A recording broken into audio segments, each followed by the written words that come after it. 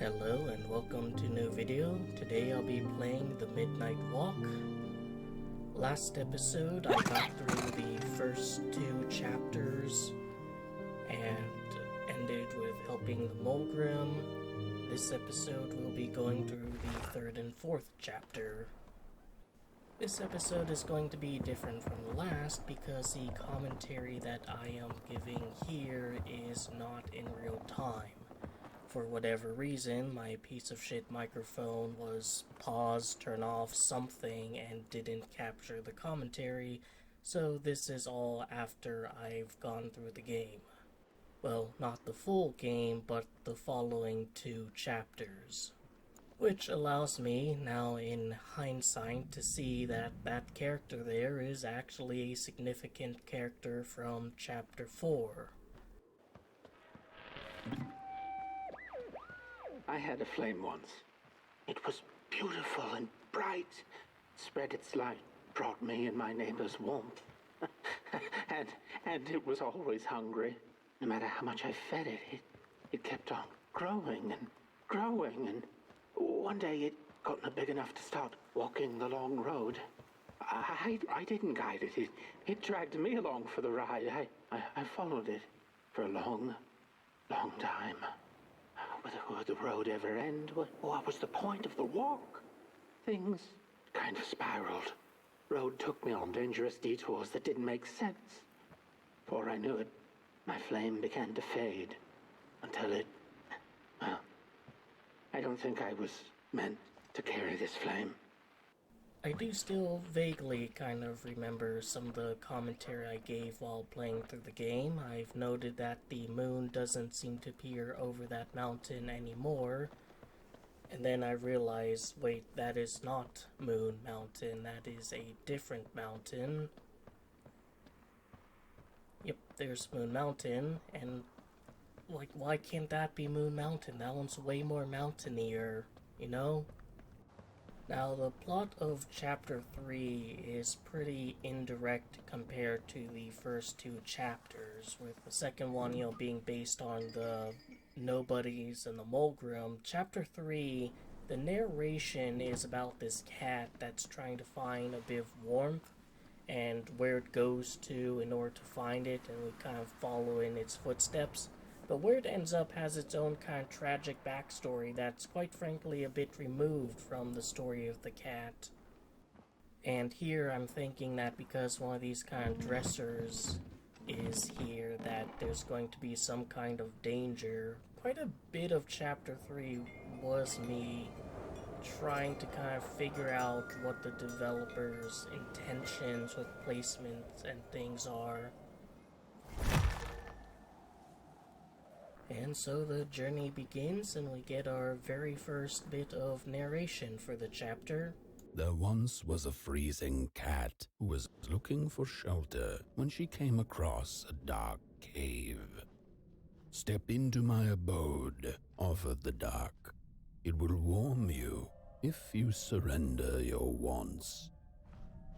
My initial assumption for this part was that you would have to kind of guide a minecart around, just due to the presence of the cart tracks here and there, but it turns out to be a lot simpler than that. You just need to kind of listen for a thing to go to, and you close your eyes by it. And here I'm giving Potboy a bit of coal, because he is a nice boy, he deserves a little treat. And you're basically just supposed to kind of close your eyes at one of the bigger eyes. You're supposed to follow the sound, and you'll eventually arrive at one of those guys, and then he'll disappear and be somewhere else, and you'll have to repeat that whole thing, over and over again a few times, which actually is a mechanic that is used throughout this chapter, so it's kind of like trying to sort of train the player to do that.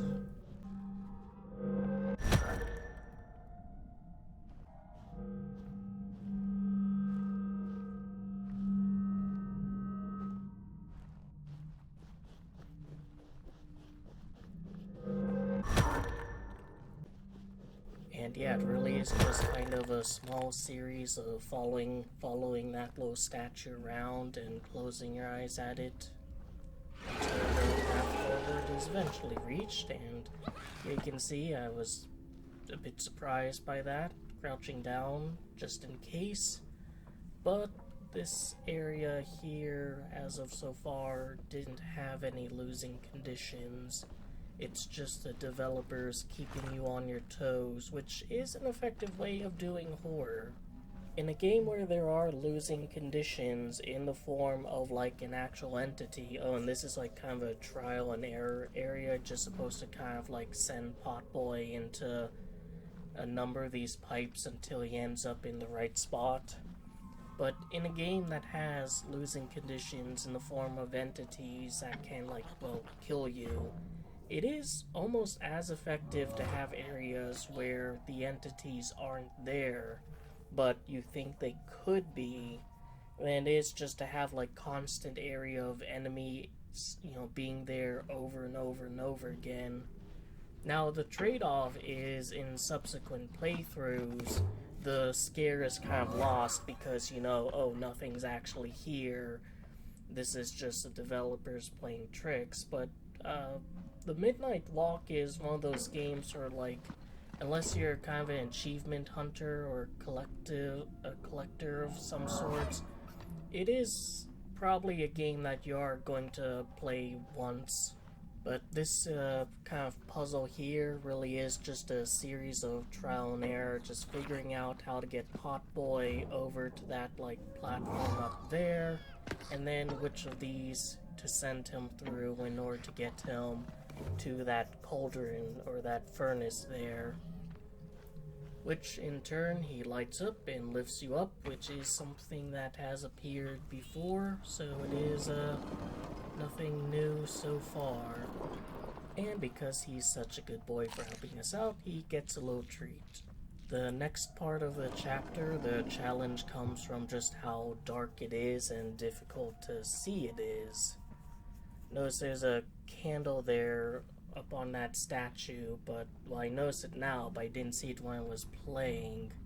And here, I thought, oh, since closing your eyes changes the environment, maybe I'm supposed to close my eyes and kind of walk forward, and because my eyes are closed, the tracks there would be, intact, but only works with my eyes closed.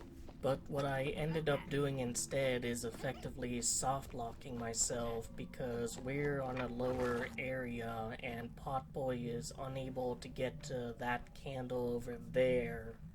And since I don't have any ammunition on me and I didn't really see the candle behind us, I effectively just had to, load a save. Once the save was reloaded, this section of game was remarkably easier, especially since I can actually see where I was going, so the tracks were actually intact all along. I just fell down in a little ditch. But here's that candle I was trying to get Potboy to light up, and sure enough it's lit, and I can see more crossable tracks. It's a very simple gameplay loop, but also somewhat effective in the sense you are shrouded in darkness, and there is a question of if there's anything down here with you. After all, it would be and Potboy here just doesn't want to come over, it would be a very opportune time to have something that can kill you. But of course, there's always a chance you can just kill yourself by walking off the edge of a cliff and dying, which is what I did, because I am skilled at video games. Getting through that area without dying, we reach a checkpoint, which signifies a new challenge, and that challenge is a small chase sequence. All of the anticipation of, is there something in the room with us, is finally answered with yes. And this challenge combines navigating through the darkness, along with having to interact with these statues in order to change the environment a bit.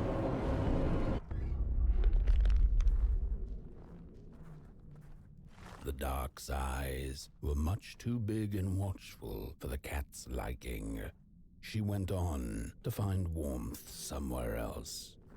So that was an amusing challenge, one I think does come up in a more difficult degree later on, but here we're introduced to a new kind of mechanic or challenge in the form of being able to freeze to death. We'll need to stick by Potboy and light up what candles we can find in order to stave off the cold. The challenge itself is honestly pretty easy given the fact that you can just tell Potboy to go to these candles and he'll run at a brisk pace towards them. It's not too fast, not too slow, and he does provide warmth, so you almost don't even really need the candles. They more or less just exist to tell Potboy to go closer to something, to get him to move forward without having to click on the ground over and over. Now this section you have to basically run when the wind isn't blowing and have Potboy follow you along. I did note in my playthrough this is very similar in nature to kind of like the end of Journey, which is another game that's very simplistic. It's a walking simulator that, relies heavily on its art style and soundtrack like the Midnight Walk does. You can see I'm kind of freezing because Potboy isn't near me. Ran a little bit too fast and forgot to call him over. Amusingly, with the introduction of the matchsticks in this area, the challenge actually becomes a little bit easier because now you don't need to stick by Potboy or a lit candle. You can just strike up a match and have that as your heat source.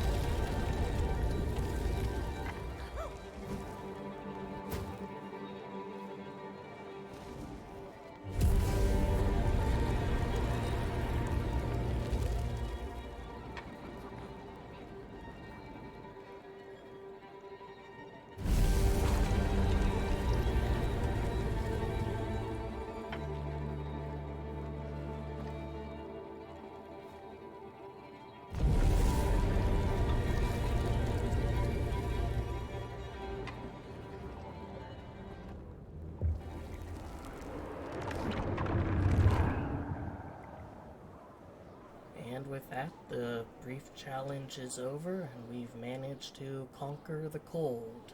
The cold will no longer be a factor in our adventure moving forward, but there's a new part of the story. Then the cat saw it. Rooftops piercing the sky. Approaching the town, she was greeted by a crone. Come, kitty, kitty, you must be tired. Sit in my lap. Share your soft fur, and I shall warm you for a spell. So the first thing I kind of beeline towards is this map, because I'm wondering if it's going to be similar to like the Mulgrim area, where it's kind of like an open area to explore, but of course we're rudely interrupted by the darkness, who just wants to make a show of itself before disappearing. A bit extra, that darkness is. The thing that sticks out most to me here is the fact that there's two areas with what looks like the crawlers, one with 3 of them, meaning there's multiple, and one with just 1. Hello, Mother. The well said to give it a match, so you and I could talk again. I hope this works, because that was my last one, and well, it's cold now, but it doesn't matter. We can finally talk after everything. So, how are you? Do they have fire where you are? Not the hellish kind, I hope. Is Father there too? I think you should talk to him again. I know it doesn't seem like it, but I know he loves you still. I love you. Still. I can't feel my hands. I can't feel anything.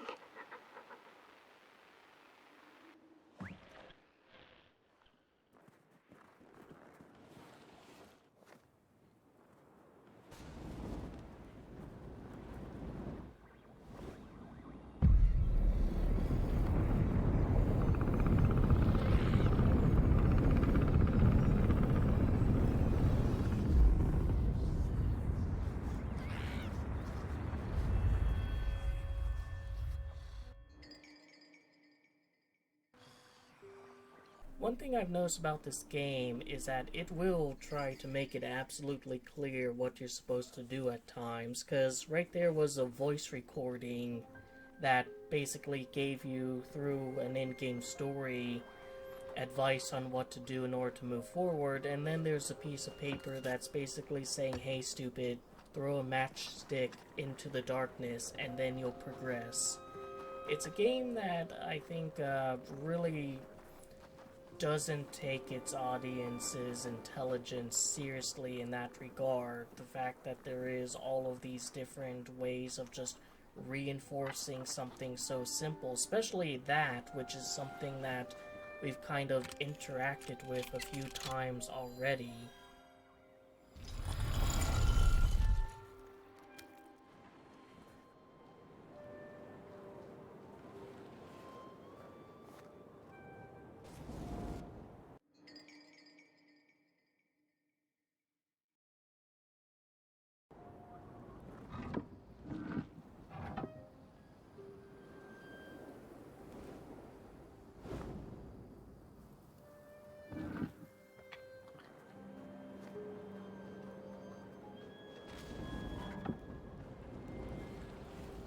Alas, throwing these matchsticks isn't particularly good. However, I have a second tool that I can use that makes it a hell of a lot easier. And it's also nice just to be able to use this thing more often. One small criticism I have of the game is that sometimes the prompt for telling Potboy to stand in a place doesn't work if you're close to that place. Like you can see here, I was telling him to stand on that pressure plate, but the prompt disappeared because I was just a little bit too close, so I had to go back and basically tell him to stand on it again. Now, in this instance, it's not too bad because it's merely the second stage in basically tutorializing doing this, but if this were an area with like a losing condition, like a creature that was going to kill me if he didn't stay, if like I didn't do this fast enough, that would definitely be a bit annoying.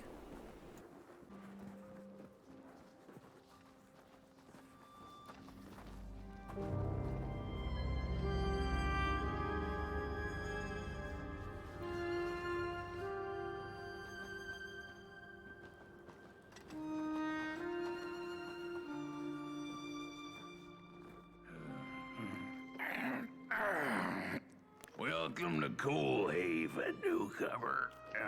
Good to see a flame in these parts again. I'll be your guide tonight. This furnace here used to run on coal and fire, don't you know? But a thief stole all our matches, wasted them in greed, you see. Now the ghost has come to smite the wicked and punish the thief who killed us. Well, I guess that's it. That's a tour on the house. There's a bone right there in the snow. There ain't no place for a bone. Your flame could bring back warmth into our graves. May the worms in our bellies dance again.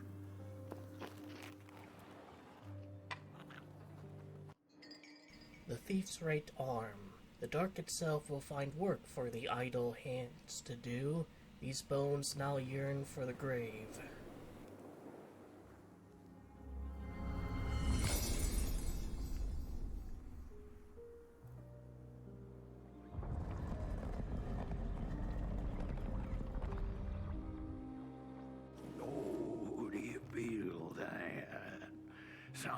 changing. That furnace was the soul of the city. We used to worship it, us coal miners did. Fed it trees and fire like it was a hungry, angry god. This broken body's going nowhere, but yours is. Walk the streets, listen. Just don't believe everything the half-dead say. There are many bones out there, you know. Little keys. But the day of the dark shall come in the guise of a thief, in which the stars shall quietly pass away, while the houses shall be destroyed with intense heat, and the earth and its works burned up. You hear 'em shaking in the cold. The bones are longing for their grave. I can't move, I can't do what I used to, but you have burnt clay. You're still able. Your hands idle. The matches were plenty, and then there were few. A thief is the cause of our doom and shame. Oh, the shame. What do I know? I'm just some dead guy. Throw me a freaking bone, huh? The curse of cold haven is ugly and vengeful. A grave matter indeed. Your flame could bring back warmth to our graves. May the worms in our bellies dance again. The cat didn't like the crone's crude pettings. Her hands tugged at her fur. Now, rest still, the crone said, as she pulled out a crooked knife. The cat was quick and escaped just in time. How could this happen? Whoever did this? Oh, the flame warms the righteous, but the wicked who love destruction, the flame burns with a passion. How we warm the furnace? Feed the thief to the furnace! Feed the thief to the furnace! Coalhaven is doomed! On the wicked the flame shall rain fiery coals and burning sulfur. A scorching wind shall be their lot. Come forth, thief, and confess your hideous crime! Now, this being a new area, I decided to kind of like explore around it first, just to like see if there are any dangers to avoid or to be aware of due to the existence of that dresser, which again is, as far as I was concerned at the time, and I would have to hide somewhere. I'm still, at this point, not like considering that it's a teleportation thing. And this otherwise kind of peaceful area actually does have a few collectibles to find within it, but I didn't find all of them in this chapter, strangely enough, so there might be some area that I've missed. So far, from a visual perspective, I have to say this is definitely my favorite chapter of the game. The, cold, quiet, snowy ruins of a once flourishing town is a very melancholic location. It actually has beauty to it, as opposed to, the swamp with the Mulgrim in it, or the next chapter, which also has a kind of dirty, downtrodden appearance. I mean, it is downtrodden, but there being a bunch of snow everywhere, and the calm blues with the occasional lights within them, these little bits of warmth in the cold, is definitely a more comforting kind of downtrodden appearance than some of the other parts of the game. Maybe a part of it is the fact that that one corpse that's talking to you at the, gravesite notwithstanding, this area is kind of a liminal space.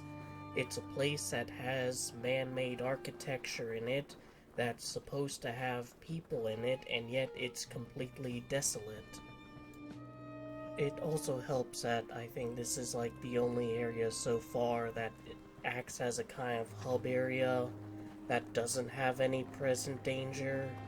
Like the area with the Mulgrim, there's all these places you go over to, but at any point the Mulgrim can find you and kill you, so you still need to be aware of where to hide, whereas here, there's no danger unless you venture off into some of the outer areas like this one here.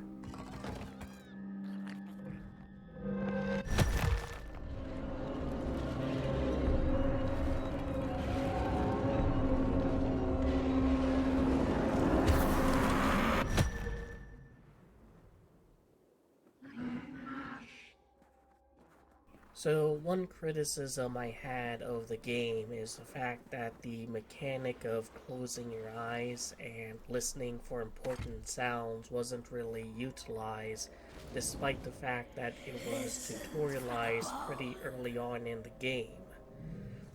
Here in Chapter 3, it's actually utilized quite a bit, and it's even utilized in order to face off against the present threat in the chapter.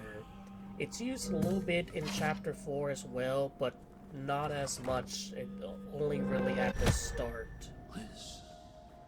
This chapter also introduces the blue matchsticks, which are different from the normal matchsticks in the sense that they never run out, they never deplete, and you have to get another one, which is utilized both here and in Chapter 4, and I think in a way of like basically giving the player a break in a dark area where there's some other more important thing they have to pay attention to than resource management of these matchsticks. In Chapter 3, they're used to an alright degree. It's not that dark, and the threats you have to face can quite literally be defeated by closing your eyes, but they are very useful in Chapter 4 with the kind of enemies you have to face there, and how much you just don't want to pay attention to anything but the threats you have to face. Like, see here how easy he was to defeat? That's not the case of what's coming up in the next chapter. A consequence of Chapter 3 utilizing this mechanic so much is the fact that it's honestly not all that interesting to watch, and it also kind of drags on a bit because so much of it is you just trying to pinpoint where the important sound is coming from and moving towards it. It's a bit trial and error, but like you can see here, I was dead sure that was where the noise was coming from, and it turned out to be incorrect. So with that being said, I'm going to kind of skip ahead a bit until I get to the next area, because it is just me kind of bumbling around looking for these eyes. The creature doesn't show up again in this part.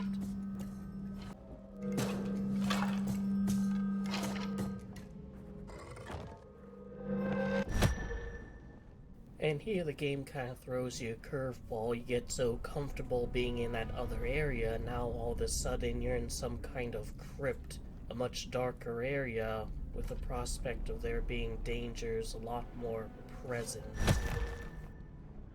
Something about this really kind of got me on edge. I mean, it definitely is a step up in the horror department from a visual perspective, but because I was in a different location all of a sudden, I had to wonder, like, is there a different thing I need to do in relation to the creatures that might attack me down here?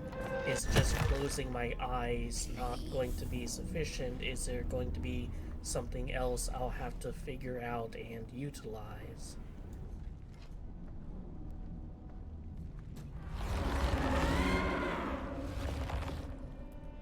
And the answer is that the threat seems to be a whole lot faster, and I have to go kind of towards in the general direction of where the threat was coming from.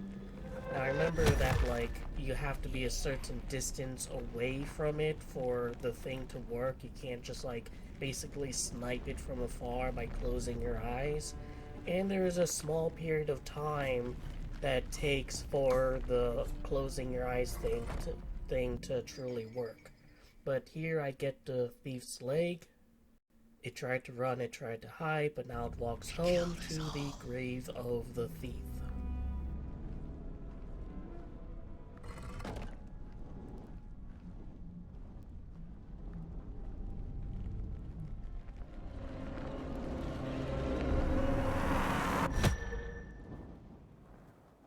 And I'm out. Yeah, it turns out all that kind of fear and anticipation of the creature being a lot more dangerous was misplaced. This game does an interesting job of kind of like hyping up the horror without it being actually all that dangerous, at least for this segment. It's a horror game, but it's not made or geared towards a hardcore horror fans who want to, like, have heart attacks every other corner. It's not trying to be Alien Isolation. In fact, I suppose with a kind of cutesy claymation style, and here I'm just kind of looking at the map and trying to figure out who's who and what's what. With a cutesy claymation style, I can almost imagine the devs anticipated that kids would be playing this game. Not that they are, they're quite a bit busy playing Fortnite and other games like that, but the thought was probably there.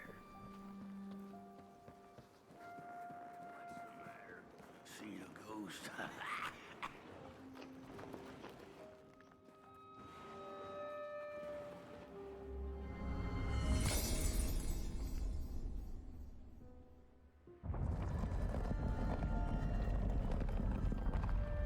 The thief loved the stars.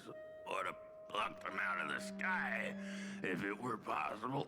But the dark itself stole her stars, turning the thief's sky as black as a cup of joe. And so the thief began to steal matches and lit them, hundreds of them, like little stars of her own.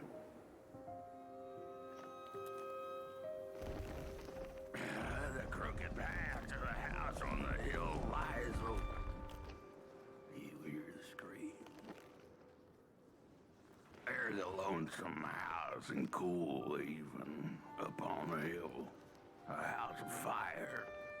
We don't go there no more. You hear 'em shaking in the cold. Wherever she sought warmth, it had a price. The miners needed the cat to get rid of the rats, and the vicar wanted her protection from bad luck. Bony hands reached out from all around her, trying to grab her. Seems like an odd thing to be against. I mean, the cat gets to eat as part of its work. Quite a few people would be perfectly okay with that being their job. The bird matches lead to the house. Brothers and sisters, hunt down the thief. The matches. Follow the bird matches.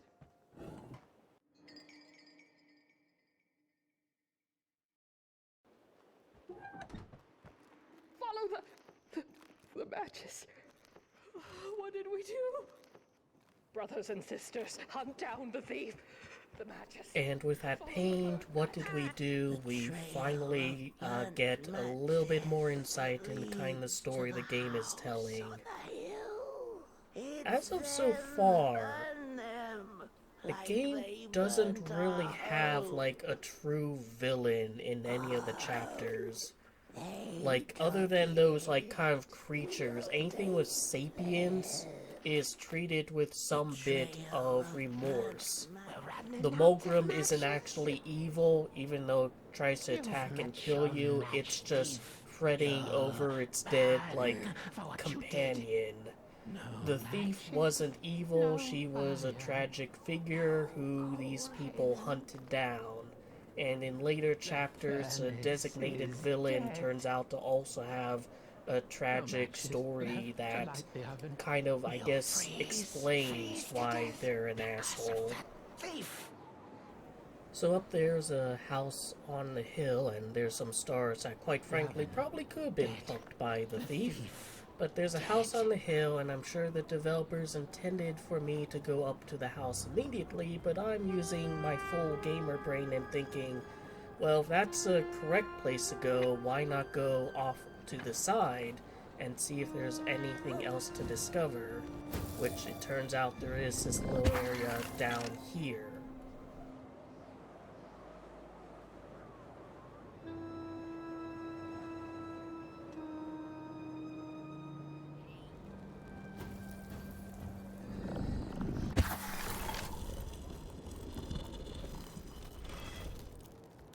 When I saw that, I thought, oh, was that the thief's skull? Did I just, like, find one of the missing skeleton parts that fucking easily? I should have known. A death mask forged from the mother's face. It has something to tell, and a ragdoll could help it speak.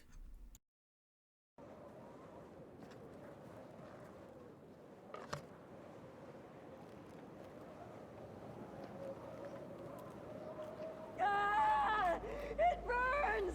It burns! What's... Oh, this isn't my body. The fire, did we snuff it out? Where's... Did I save them? The house. It's ruined. Well, it wasn't supposed to go down that way.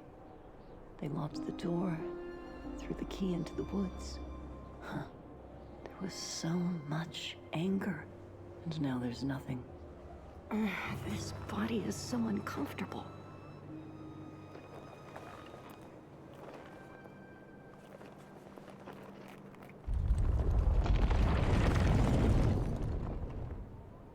While I was in the black, I had a dream.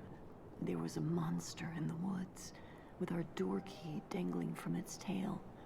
I ran, tried to chase it, grab the key, and when I did, the creature turned around, and its face, it was the face of this whole town.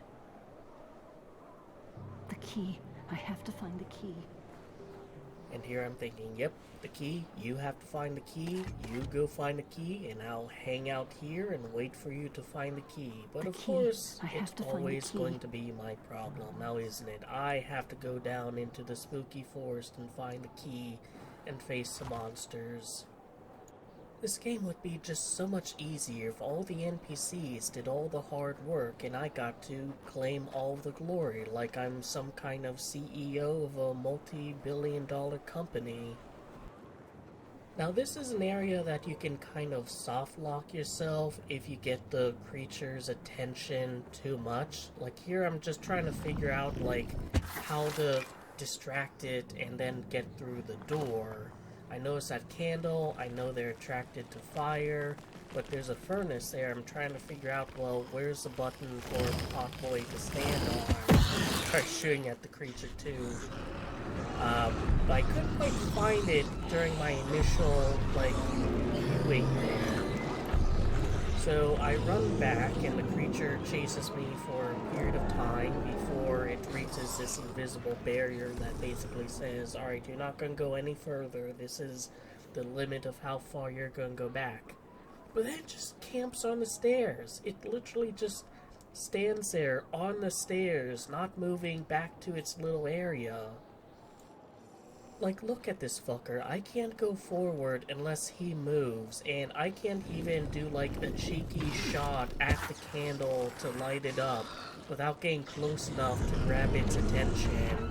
I am well and truly fucked in this scenario. I am soft-locked, and I can't even close my eyes to get to fuck off either. And now he won't even go to the stairs. This guy is the biggest asshole in the entire game. I just had to basically take a death, reset the stage, and then the next time I went through, I was actually able to figure out and get through the gate. So yeah, as annoying as that is, it's not that big of a deal because it's not like I lost an exorbitant amount of progress or have to redo an especially difficult challenge that I would rather not have to play through again.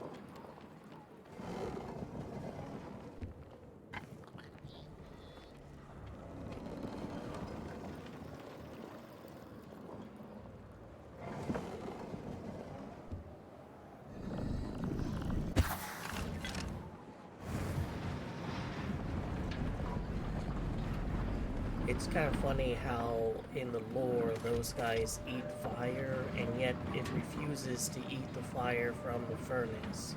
Now, obviously there's kind of a gameplay reason for that. If it eats the fire from the furnace and the furnace shuts off, then your progress is annoyingly reset.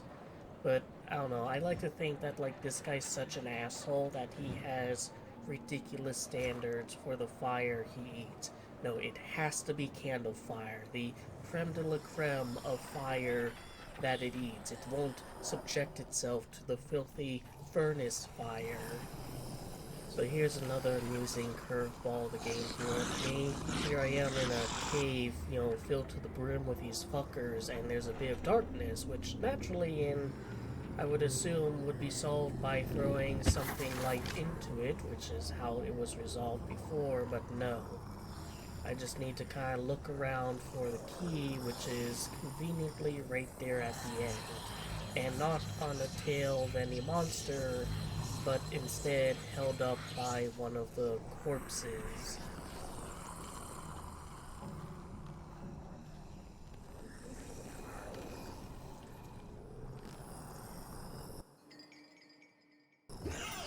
And as soon as I grab it, everyone wakes up, and I just run like many times before, not thinking about looking back at it, just looking at just hauling ass.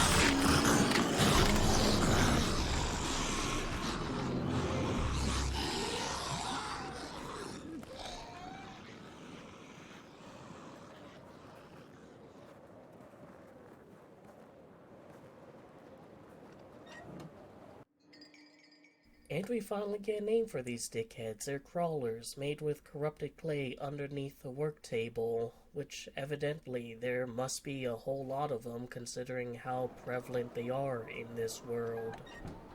A surprisingly minimal amount of challenge, one kind of puzzle area with a threat, then one I guess you can say sneaking area, and then one very small chase. That's it, that's the key.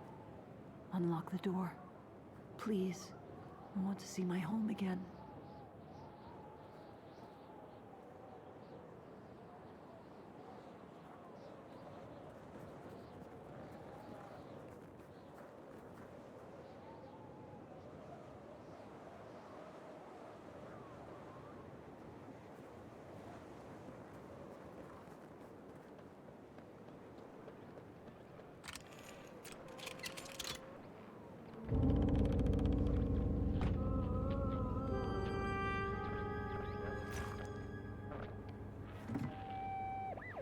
Furnace is getting weak. Council says we're running out of matches. We'll have to harvest more trees then. I don't like it. Losing the forest like this. Not like we have a choice. Mom, Dad, Oh, girl, you startled me. they're coming here. All of them. What's that you're holding? It's just a match. So this is the part where I kind of piece together, like, who the thief is, and that she might be a bit more of a tragic figure than a malicious one. But in any case, this is where you get another one of these bones. Specifically the left arm, grasping for something since long out of reach. The bone wants to be taken back to the gravesite. You can read it yourself.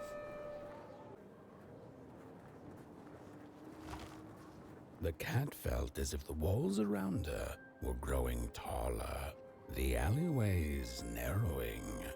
Turning a corner, she bumped into a girl sitting in the snow. In her bony little hands, a lit match. "What do you think of my star?" the girl asked. "Isn't it pretty?" So, once again, like another example of the game kind of repeating itself. There's the audio recording, but also if that wasn't clear enough for you, it also intertwines the story of the cat with the story of the thief and makes the thief seem a lot more innocent, a lot more tragic.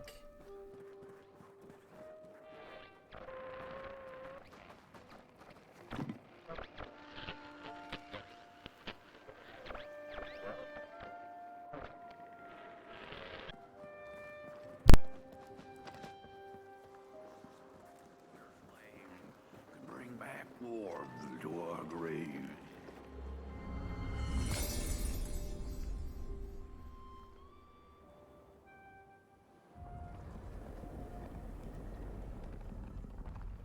With no matches left, we couldn't light the furnace. And the thief paid a terrible price for her burning greed. As the furnace died, one by one, so did we. But before we perished, the dark itself moved into our hollow husk, turning us cold and wicked. If I had a heart, I'd feel great shame for what we did. I'd feel great shame for what we did. The old man feels it too. Should have been long dead with the rest. He just wasn't ready to go. Yeah, at least he has a reason for sticking around. This Justian, the little bird whispered that the old man wants his song back. Now what the heck does that mean? Am I right? But the day of the dark shall come in the guise of a thief, in which the stars shall quietly...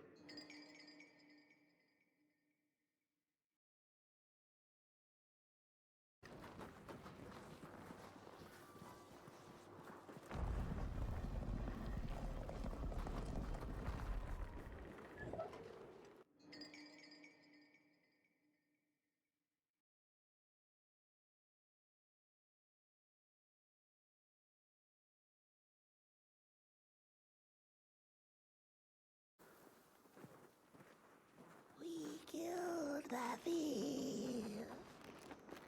She killed the furnace, so we killed her. Murderers all. Murderers. The old man is the one left. Away. He carries the shame of us all. The old man showed us the way to their home. He didn't know it was her, otherwise he'd kept it secret.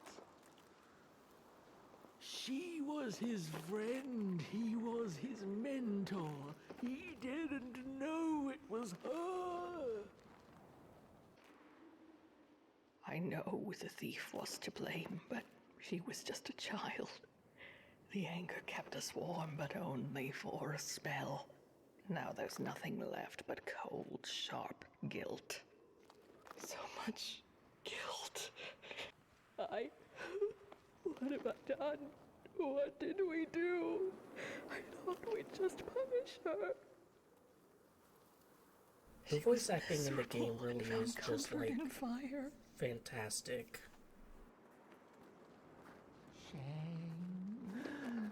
Shame. The furnace died, so we had nothing left but justice. Sweet justice. Justice won't keep us warm. The shame won't keep us warm.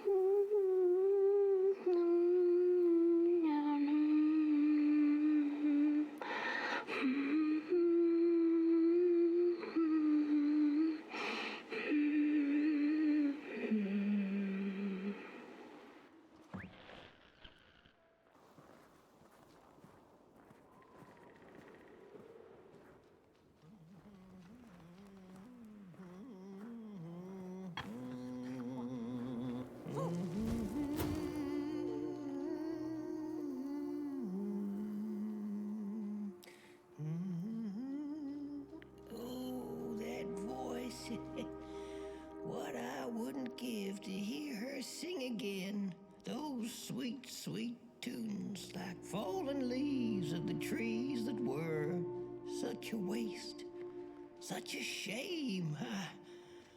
I wish I could hear her sing again.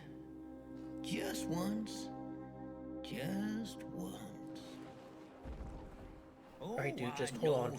Just wait right there, alright? Just wait right there. I'm gonna be back. Just hold on. Just hold on a bit. Just wait right there. Hold on. I'll get you, her song. Just wait a bit. Alright, I'm coming back. Hold on. Hopefully I can move fast enough. Come on. Alright, listen to this. Here it is. This is it, isn't it? This is like a little girl humming a tune that you were humming. So, like, now that I've given you her song back, I don't have to go into any, like, spooky graveyard forest, right?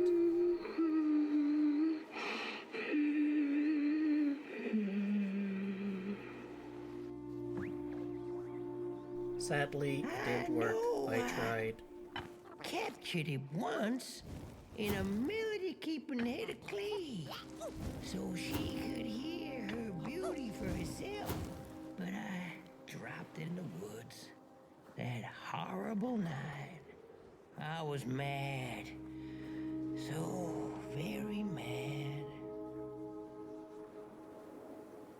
Burnt one, and little flame, will you help me? Please, I'm too weak. Find the clay head. Keep her of a song like hers. It went sorta like,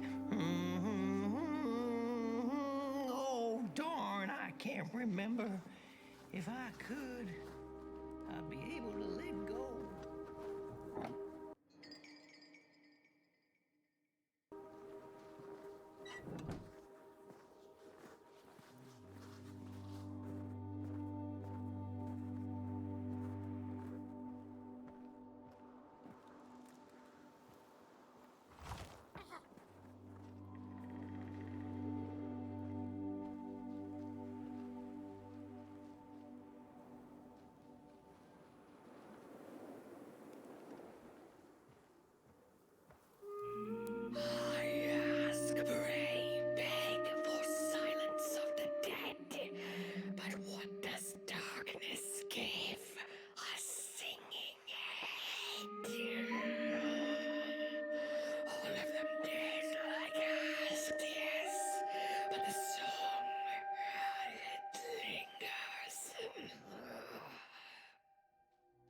Here I kind of pause a bit, observing it, because I have no idea if, like, I go any further, if it's going to attack me, because it looks a hell of a lot like the crawlers that I've had to face throughout the game. And just see this little, like, sprite run along and realize, oh, it's another one of these kinds of challenges. And in this one, it's actually a good thing that you get one of those blue flames, because it is ridiculously dark to the point where it's hard to even see the matchbook where you would get the matchstick.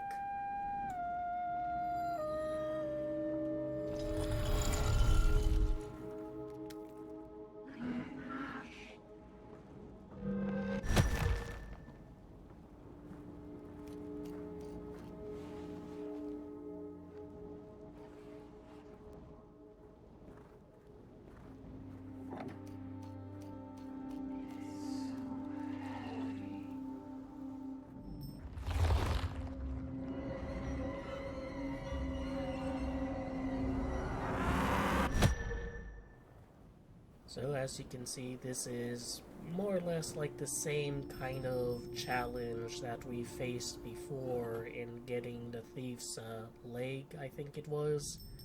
Or maybe it was her left arm. But it's more kind of wandering around, trying to listen for sounds. This time, finding the eyes in those kind of compartments that you would usually find, like a reel or a disc or a little figurine. So having missed one when going through the chapter, I kind of wonder if the devs did kind of a dickhead move and had one of the items in one of these compartments in this section.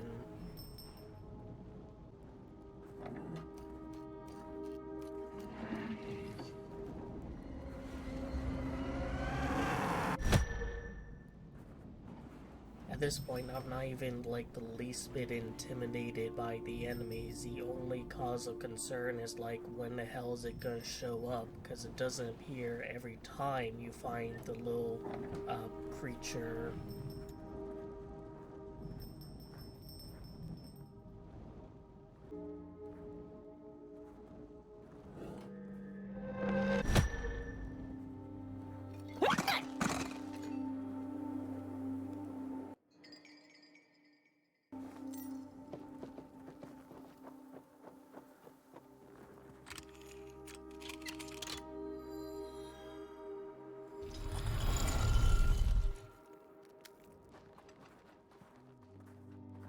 Surprisingly, no chase sequence here. You almost expect that, like, once you pick up the thing, you'll awake a bunch of those crawlers and you have to run back to a certain area like before, but the challenge of this entire world is more or less over. There's nothing left that can really hurt you.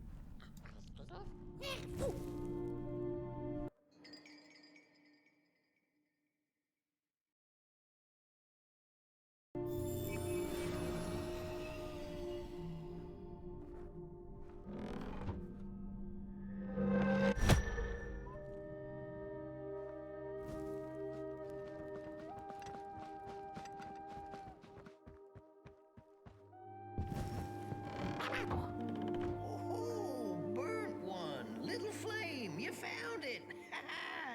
Does it still keep our song? Fire will tell.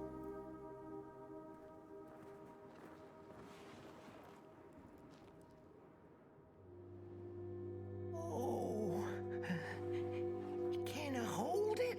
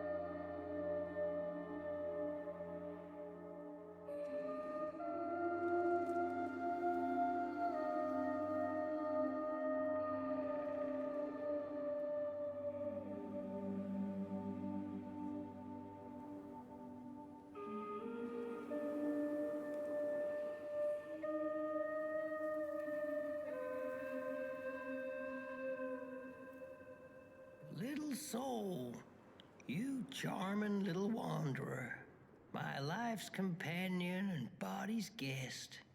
Where are you off to now? I don't know what I thought would happen.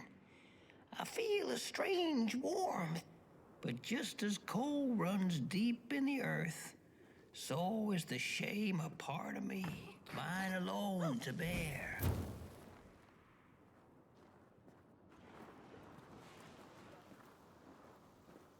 Burnt one, small flame. I am grateful, but I will not surrender my loneliness so quickly.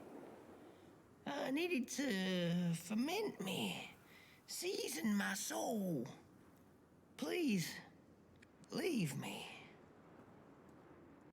The thief's skull, not in here anymore. Where did she go? The grave of the thief calls one last time. The girl offered her burning match, her last star. But the cat could tell she needed it all for herself. Grateful for her unconditional kindness, the cat left her to her ghosts. And all the people who were lamenting over their sins and what they did to her are now gone. I suppose they don't need to be there anymore. We know what happened, we know what they did, we have the full story of the girl, the thief, and what she did and the consequences that she faced.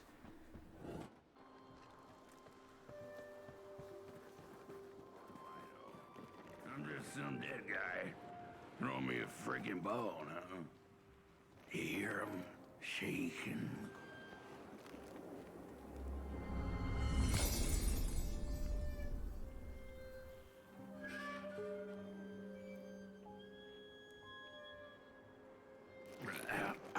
The door to the flame is open. It's already there. You just haven't lit it yet. Now, if you don't mind, a little spark. And just maybe we'll be able to die for real this time. In life, I didn't mind a little loneliness, but this is the worst. The furnace longs to burn once more. Light, hint, the hint, furnace, hint. I'll also need an audio recording and like a sheet of paper with a little diagram telling me to do that. Otherwise, I'm just not gonna get it. So we... How could this happen? Whoever did this, oh, the flame warms the righteous, but the wicked who love Yeah, destruction. fuck off, we know you regret it.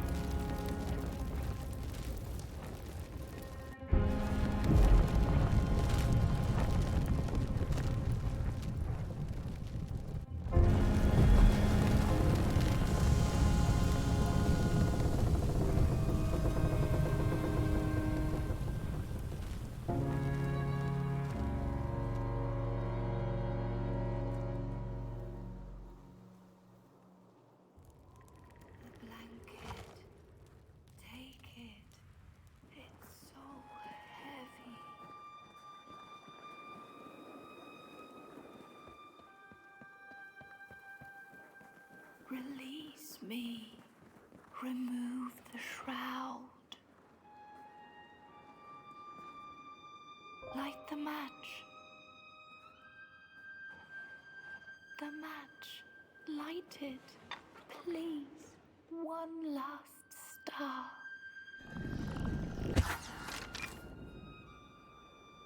Thank you.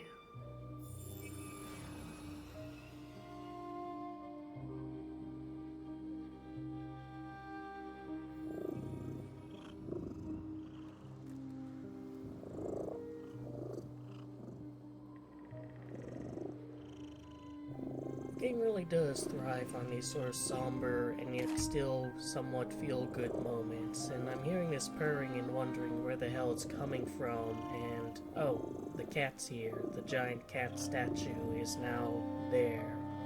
And the guy who was giving us this spiel about what went down is gone. It's what they want, after all, to be like well and truly dead.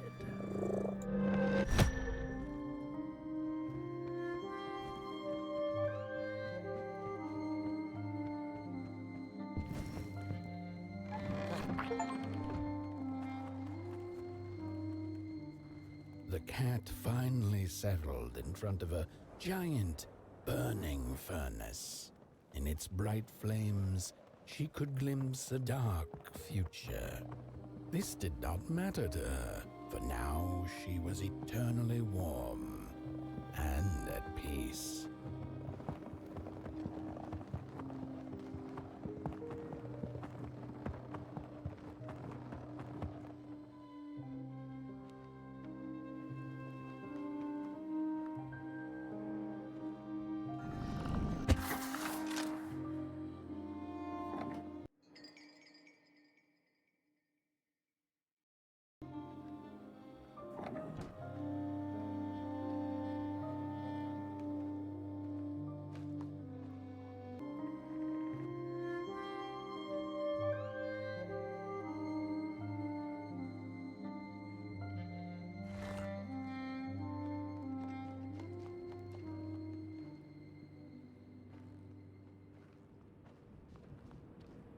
The flame burns still, and the fire has spread along the walk.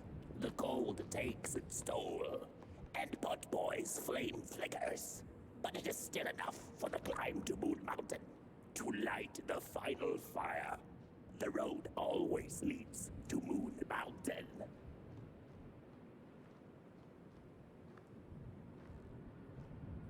Hark!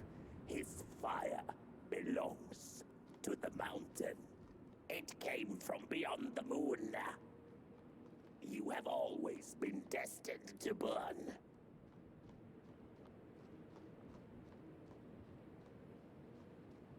The soothsayers have spoken.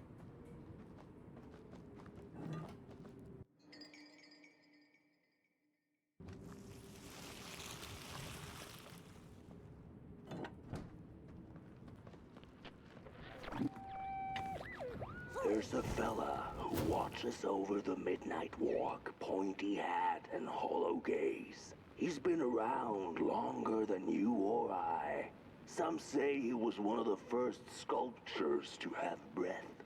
Some say he's not from around here, but from another maker's work table entirely. Some say he's seen what lies beyond Moon Mountain, but I just think he's lost like the rest of us, and he's waiting for the right one to come along.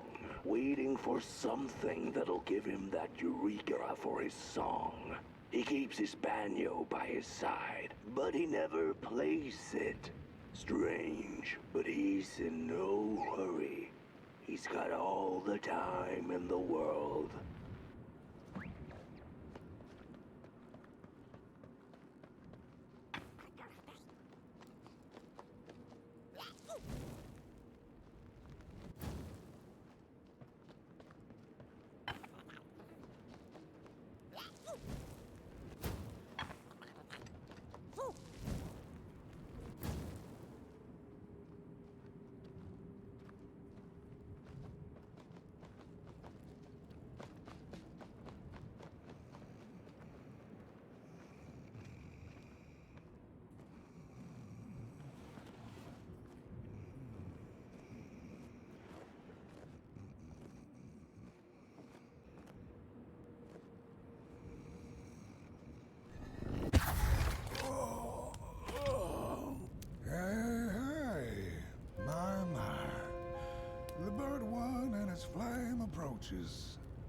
The road's been long, hasn't it? And it just keeps on going, don't it? Why don't you rest here for a spell? Change is in the air. Warm winds winds coming in from Coalhaven. I trust you're not pushing that little flame of yours too hard. He is mighty, no question about it. But between you and me, he still has a ways to go until Moon Mountain. Ah, heck, it ain't my place to tell you how to tend your flame. I'm sure you'll be fine. You'll be just fine. Ah, to feel at home wherever you walk. How's it? What a friend to have on the road, huh? Now, there's an open door invitation, if I've ever seen one.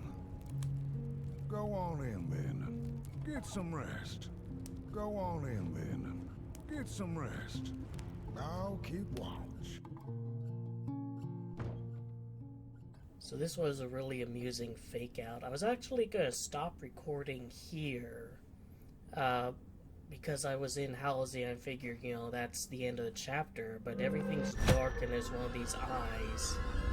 And yeah, it turns out this isn't a spot of respite and reprieve. This is another story moment, face to face with darkness again. Just a little bit of a nightmare sequence.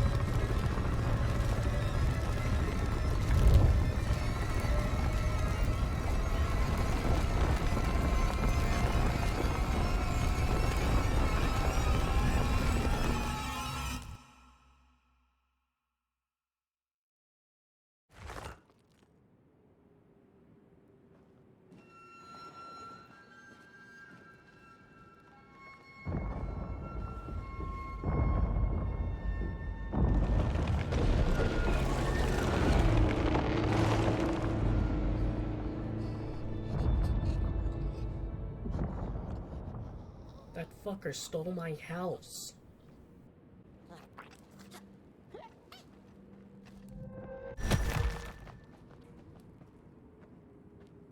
And so here we are in a new area, and unlike Coalhaven, it's a lot more dilapidated and a lot less beautiful. The colors are kind of greenish and desaturated. It looks like a total dump. This area is by far the most challenging so far, and I suppose as a consequence also the scariest. But it's not true to these guys. These guys are actually pretty easy to deal with, and in fact it's kind of a shame that they aren't utilized more than they are in this chapter. They basically have an on and off state based on whether or not you're closing your eyes when looking at them. You can either let them come to life, or you can just leave them as statues, and you need to lead them towards these kind of pressure plates here. It's a simple but neat idea, having to actually really engage with the enemies rather than just hide away from them and hope they don't spot you. However, as of so far, it only seems to be used twice, in this room and the next one.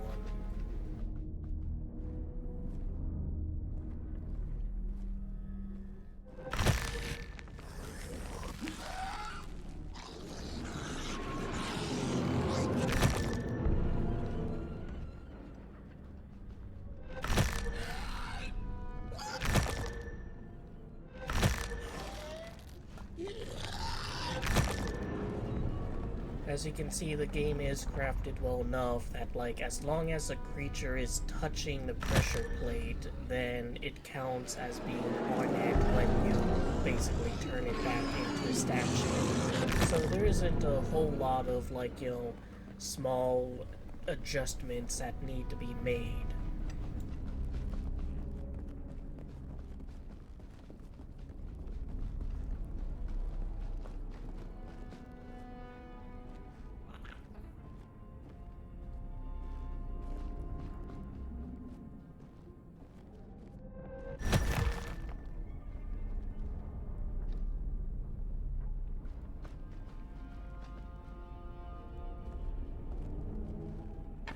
a lot of this room is just kind of figuring out, like, what elements are going to be in play. Like, there's a candle there. Is that supposed to be there? Does it do anything?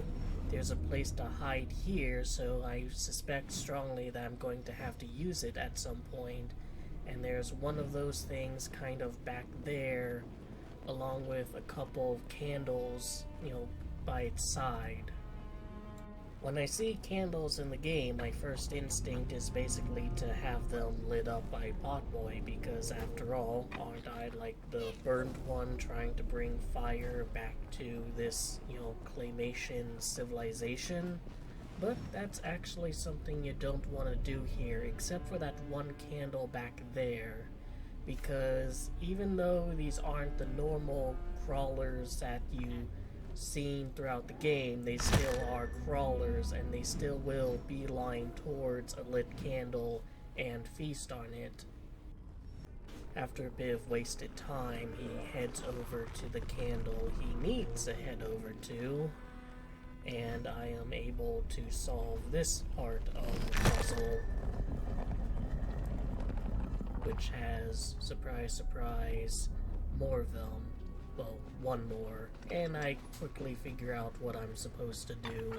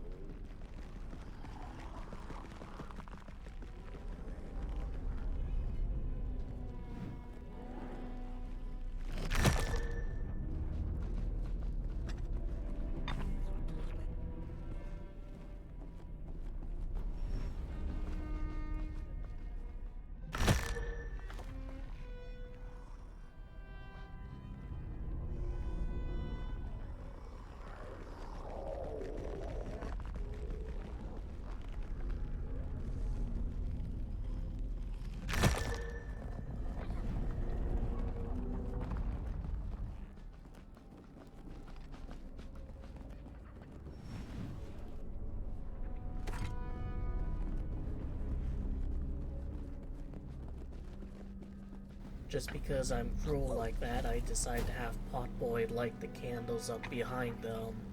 Food just always out of reach because no one's closing their eyes near them.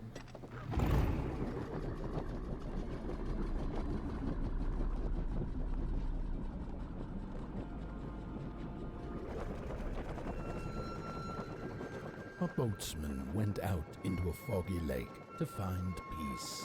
Then, out of nowhere, came another boat that bumped into his. He cursed whoever was on the other boat, but when the fog cleared, he discovered that it was, in fact, empty.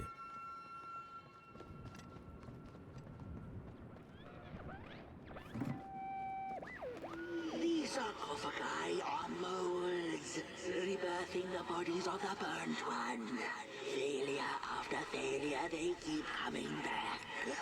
They lie dormant, and then they awake at an appropriate time, during times of dark, to perform a task.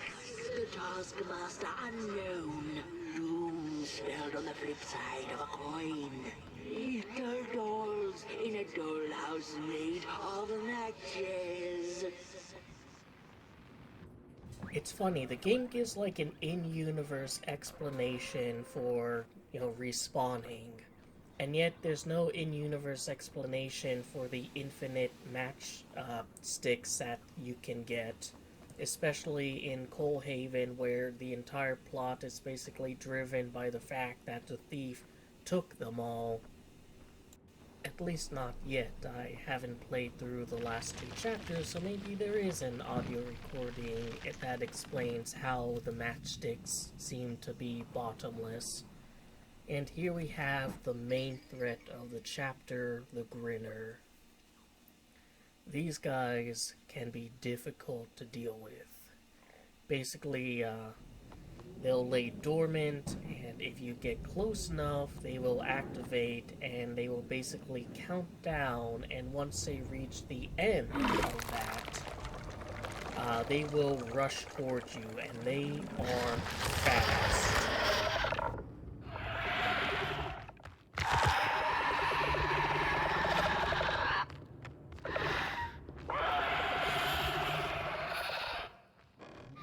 As you can see, your only respite is to hide or get to an area that they themselves cannot access. And it took me a little bit of a while to figure out, like, how exactly to move forward given how little time I had to, like, get away from them. See, I'm kind of sneaking around, trying to see if maybe there's, like, an area of effect with this one. But unfortunately, there wasn't anything I could figure out before activating it and getting killed. I did try to fight it, and there is an achievement, I think, for, like, throwing a matchstick or something at it, but I guess it doesn't count if you use a gun.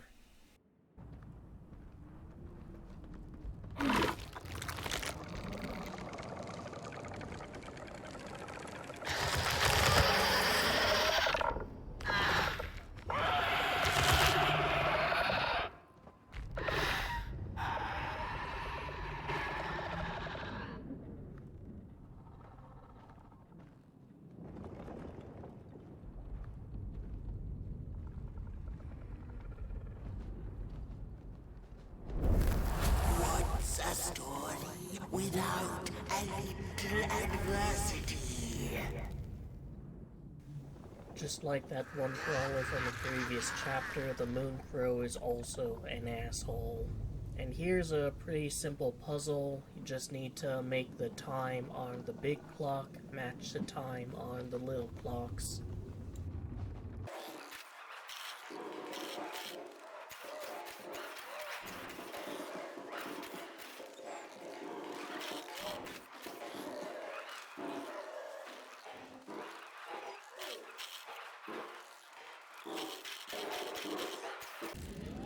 Me, being the gamer that I am, unwittingly put the minute hand at where the hour hand was supposed to be and the hour hand at where the minute hand was supposed to be, but that's a very easy correction. This is not a challenging puzzle in the least. I don't necessarily know if I'm supposed to avoid the spotlights. It's just that, like, literally every game ever made before this one, if you see a spotlight like that, you're not supposed to be in it.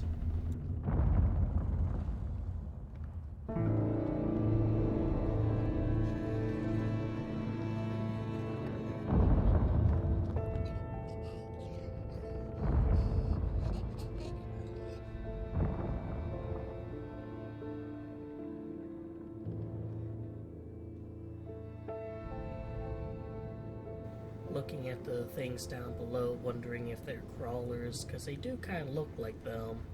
And there is a place to hide, so again, I'm kind of assuming, am I gonna have to run up here and hide there for some reason?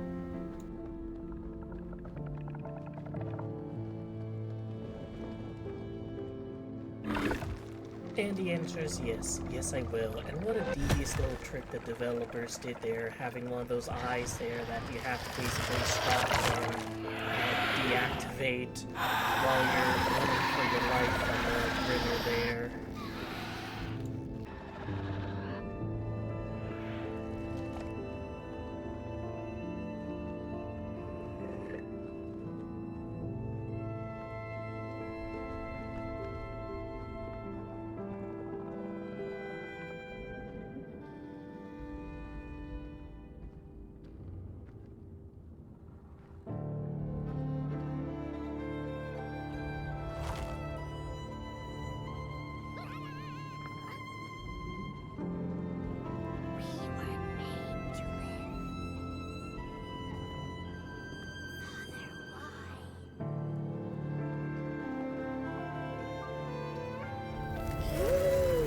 How far you have come, and on you go, like a moth into the burning light. But behold, a craftsman, one of the first beings ever to wander the clay. like you is hard as ashen, barren, yet ripe for tasty stories.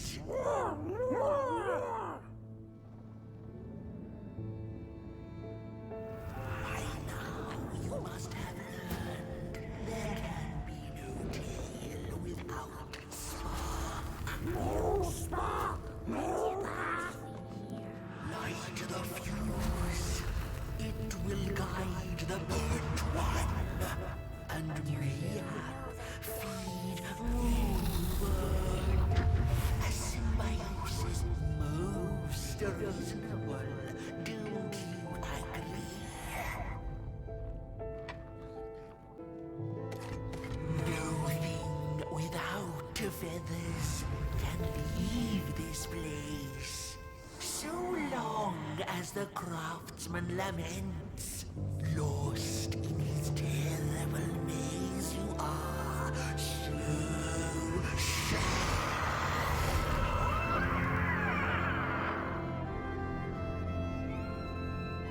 sad.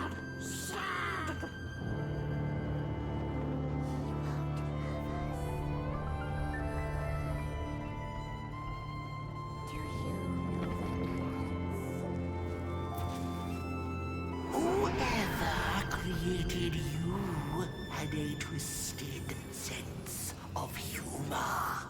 The craftsman laughs not. He builds and breaks and builds.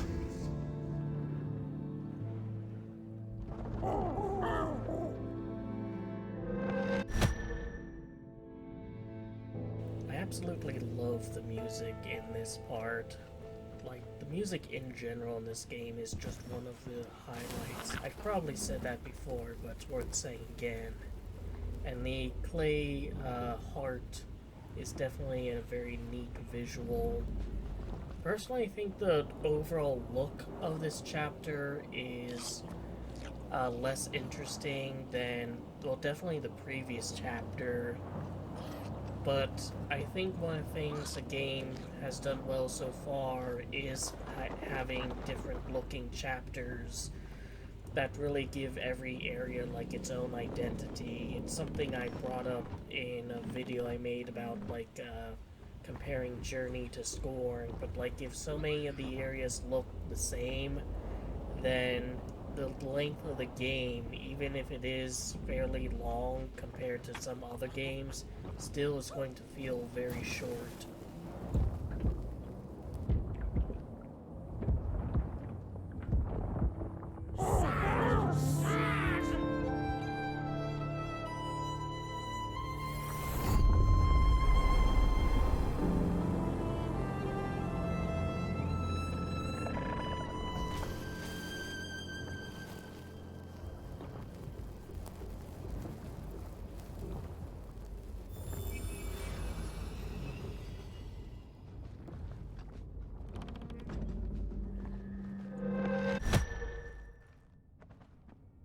One of the unique, not even necessarily mechanics, just thing that happens that separates this chapter from other ones is the presence of these threads that get burned away in order to unlock different things.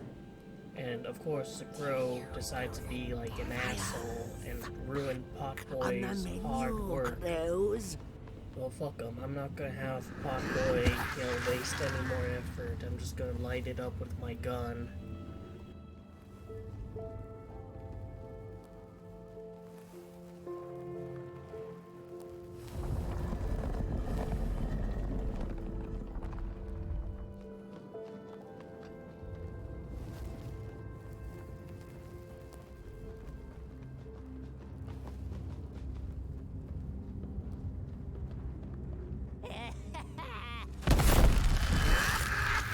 I see you. Not to crawl closer, Moonbird. Well, I have no issue with Moonbird being shot. I do have an issue with me being shot. And here's one of those many examples in video games where you don't want to be in the light because that is bad for your health.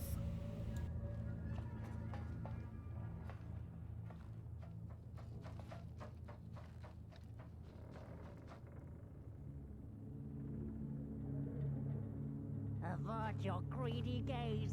The moving pictures are not for you.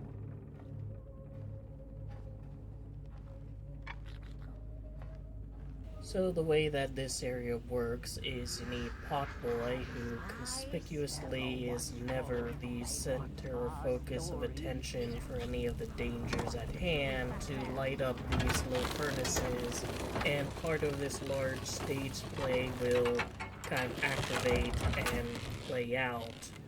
That will grant a bit of shadow. It's a kind of an area that you're gonna be like standing around in the same spot for a bit as you just try to figure out like how the stage play shadows work and what the timing is, but I actually got through it pretty fast. I really only needed to like look at it once to truly figure it out. What are you tinkering with?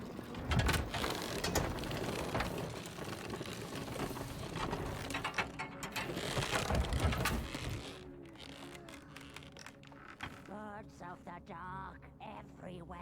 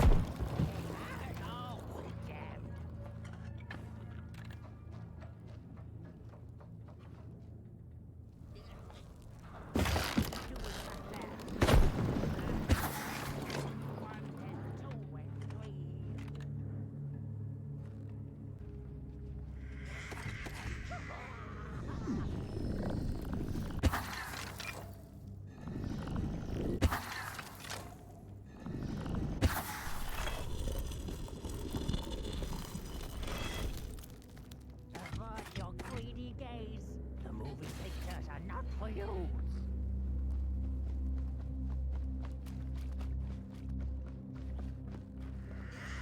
Liar, liar, eyes on fire.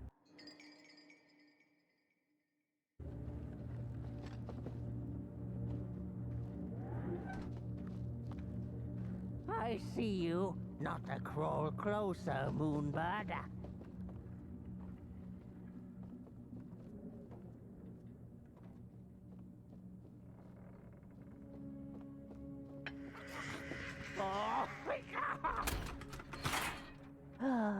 The pictures. They're moving again.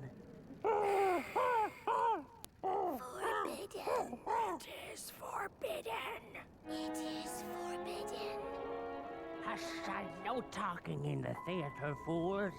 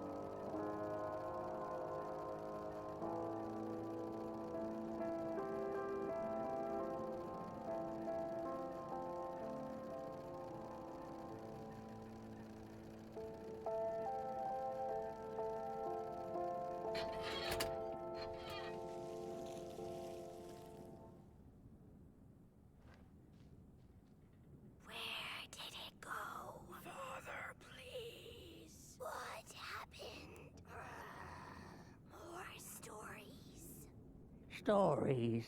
How I cherish them. Real as clay, as palpable as the midnight air. They're all we have left once the dark has taken the last campfire from us. The projectors tell a story of failure. The craftsman projects it onto his creations. He keeps building, building without love for his craft. He needs to see it. I do really like the look of the movies that play. They give off a vibe of being like so early in the history of cinema, like even earlier than the likes of George Millay. And here I'm lighting up candles. I'm wondering, like, yo, should I have had these lit up when the movie was playing? Like, did I miss a neat opportunity to have some ambient lighting during that time? Who knows?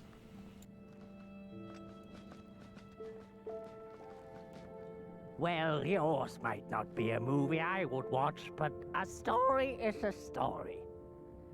There's a special kind of dark pit reserved for those who talk in theaters. Go with your lantern, fire up the forbidden projectors. Darkness vanishes.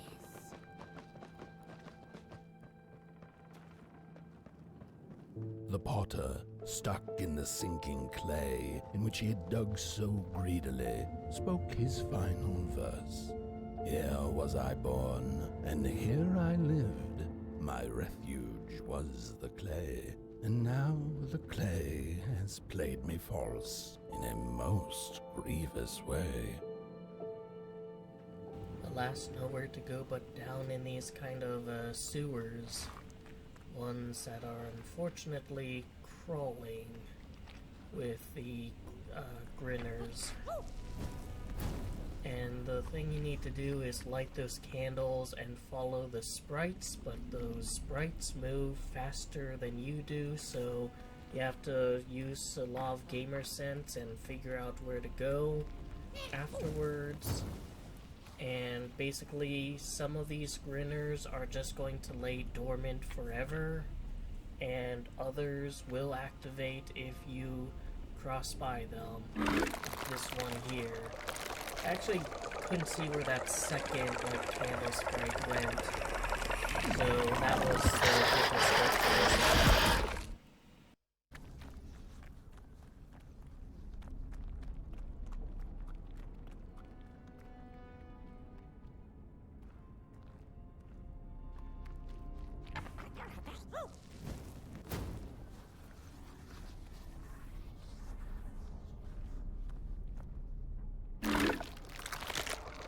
Even though they're dormant, like, if you run by them, if you get too close, they will wake up and kill you. That was just me being kind of dumb, I suppose. So this is, I think, one of the tensest areas in the game so far, especially since there's very low light, and I didn't think to pick up a matchstick, even though I think the matchsticks down here would be one of the blue ones. But just running by these opponents that can very quickly kill you. These very dilapidated caves that look very fleshy, and in the later area they look even more fleshy, like straight out of Scorn fleshy. And here, just run. 3 blind explorers discovered a sleeping beast. Each of them touched it and described it to one another. Its skin is coarse, said one. No, its ears are big, exclaimed another. The teeth are its most prominent feature, declared the third. Who was right or wrong mattered little, as the beast awoke and ate them all. Really not too sure what these stories have to do with the narrative at large. Like, the one about the cat eventually synced up with the story of the thief, but these ones don't seem to. Really like that brief, wake up at the end with one of the Grinners that just really forces you to run forward. It's a good kind of scare.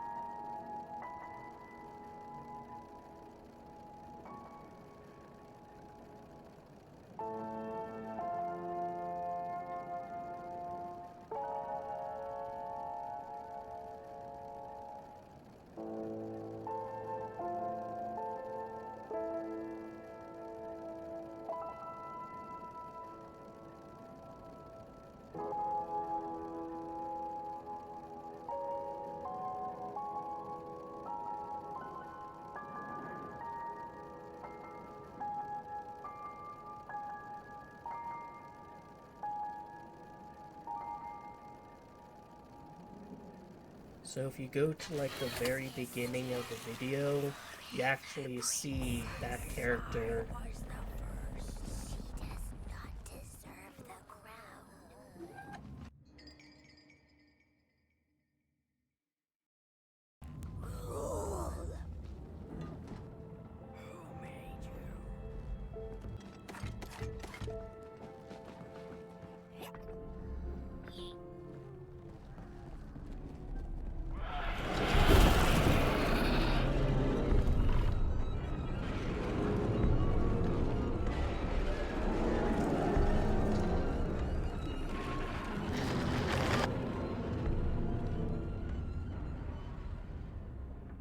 What an effective scare to have there. One of the Grinners just running over and that brief bit of panic of you need to run back, but you can't.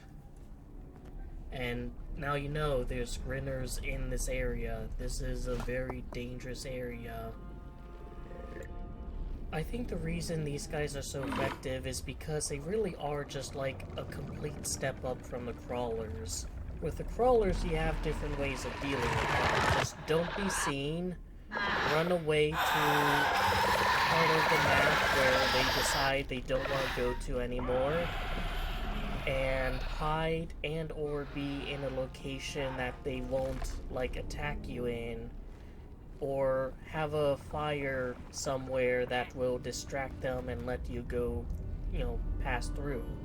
The Grinners have a lot less ways of dealing with them. There's, you see I'm trying to shoot that string from far, but there's like, don't be seen by them, obviously.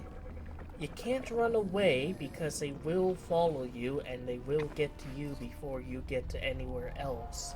So there's just hide in a location and or go to a place they won't go to, which isn't necessarily guaranteed you'll be able to do with how fast they are. And you can't distract them with anything. You can't just like shoot a location and they'll go and investigate and be basically out of commission for a while. Part of the challenge here is honestly just figuring out like what you're supposed to do. See this like string here, I have Potboy lighted up and I rush back home, and when it lights up the door closes. What a devious, trick by the developers there. I was so blindsided by that I couldn't think to go anywhere else, and unfortunately attempt number 2 didn't go any better, and there is an eye on the door that like didn't glow blue either, so I missed that. So I'm running around and I basically have to run past him to get to the cupboard like way back there. But, if you activate one of them, they will run over and get to you before you can get to anywhere else. Attempt number 3 went better, though.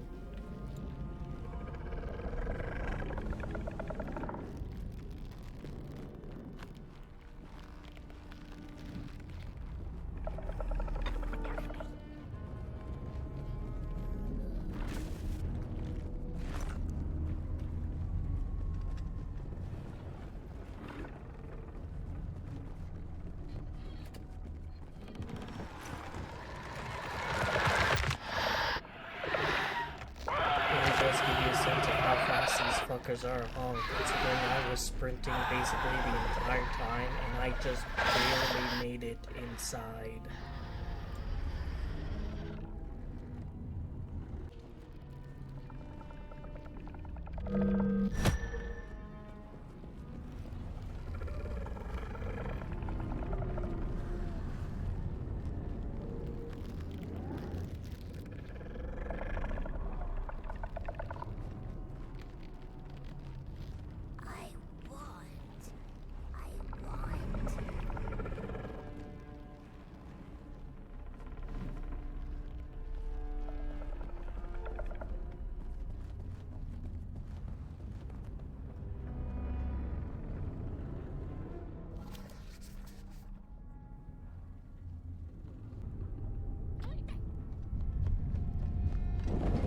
We see these drawers again, and they continue to be completely useless. At the beginning of the game, they had a key inside of them, and I figured maybe they would be more useful, you know, throughout the game, but that seems to be a one-off thing.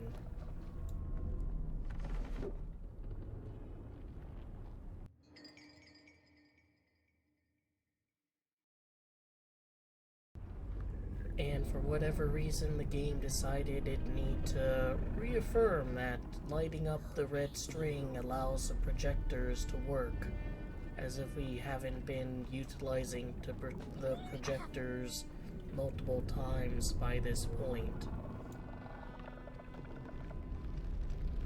I see a crawler scurry by and realize this is not going to be a fun area to be in, especially with another one also patrolling, and I can see there's a gate there that needs a certain number of these candles lit up, similar to other gates in earlier areas. Why are those guys spared the crawler's wrath? Why are they going after me but not them?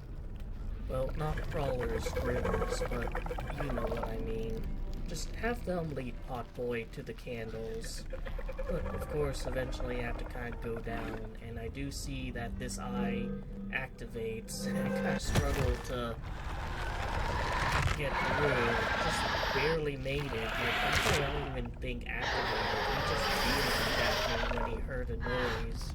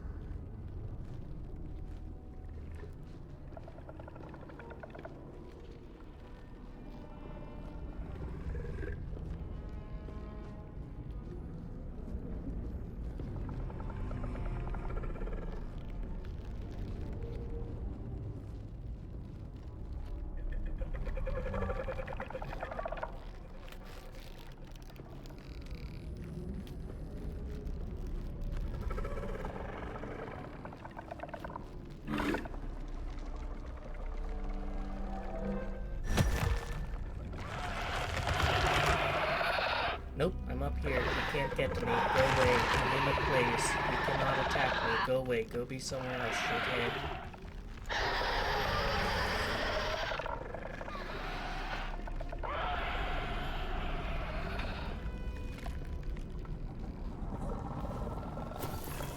And with that, the gate is down, but we're not out of the woods yet because these guys are still patrolling around, and I have no idea how far I can run over there.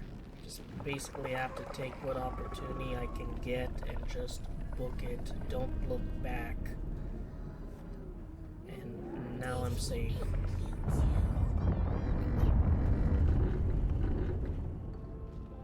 Sister, come back.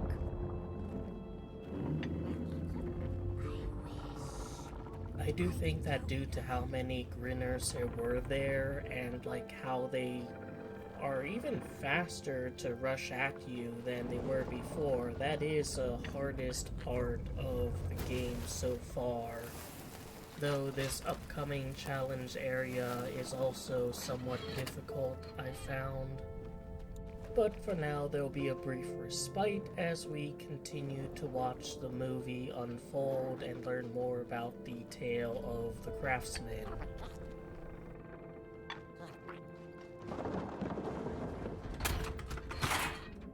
Shh, it's starting.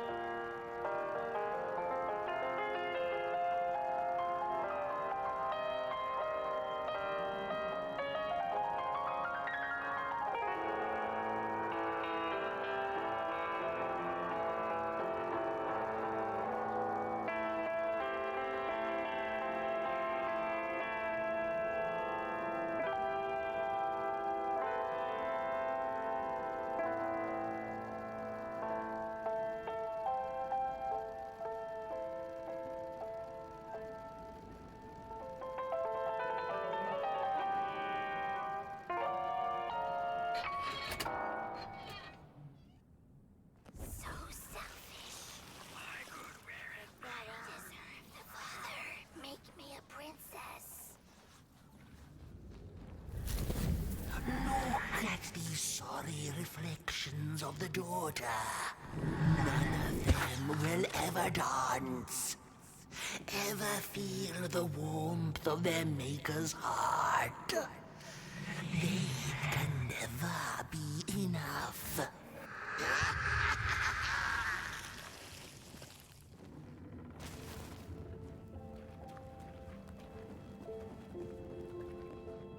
Did he make you too? After years of searching for her son, the weaver was convinced she had lost him to the dark. One night, there came a knock upon the door. "It's your son," said a voice. "Please let me in." Thinking this was some cruel spirit come to mock her grief, she remained silent until her son gave up and left, never to return again.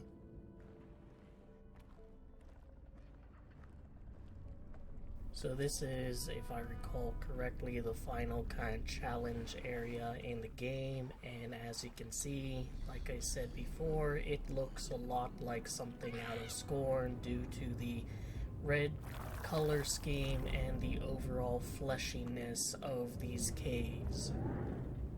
And it's another segment where you're basically going to be following a sprite as it meanders through the tunnels and leads you to where you need to go as you run by multiple of these Stormint Grinners. Ooh, what a... Even just looking at it, like, I could recall just the tension I felt. I keep, like, restocking my gun here. I don't actually take out a matchstick, and you can see just how dark it is as a consequence.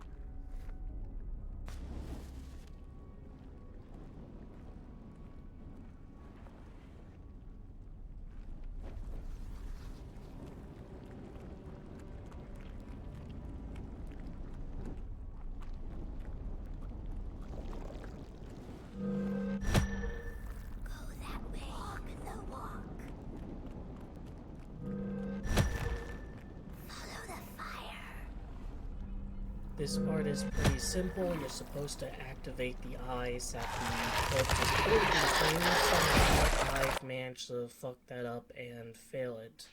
And as a consequence, I've been sent all the way back here, which wasn't very fun, considering it would mean more going past Stormint Grinners.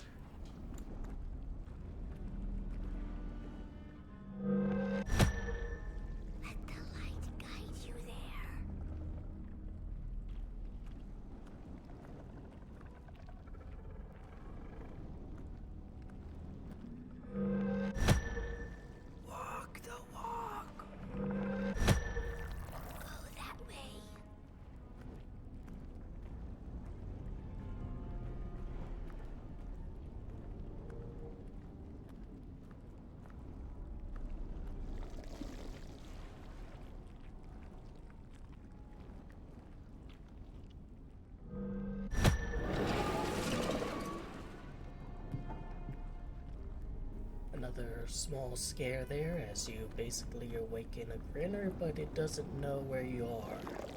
But here is a kind of puzzle room that I found to be a little bit obnoxious just due to the fact that, like, so there's these, like, two shadows you can form, one of the craftsman and one of his daughter. However, there's nothing that tells me which wall needs to be a craftsman and which his daughter. When I was little, my childminder got annoyed with me and tossed me into a wardrobe as punishment. She let me sit there, alone, and I sat perfectly still so that no closet monsters would notice me. It was the longest, most terrible 15 minutes. Many years later, I don't know what happened, but now I love sitting alone in the dark. I get into the wardrobe, close the doors, and I sit perfectly still. It's like a void, empty, but not cold, where nothing exists and everything is possible.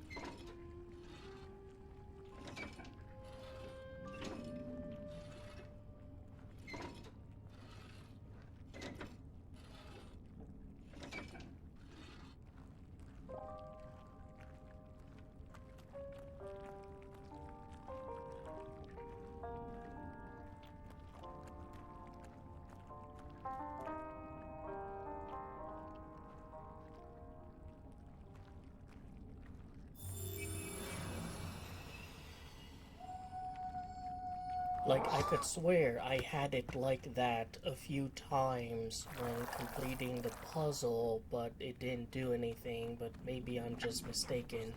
In any case, it's time for us to get out of this hellhole, and I'll be glad to do it.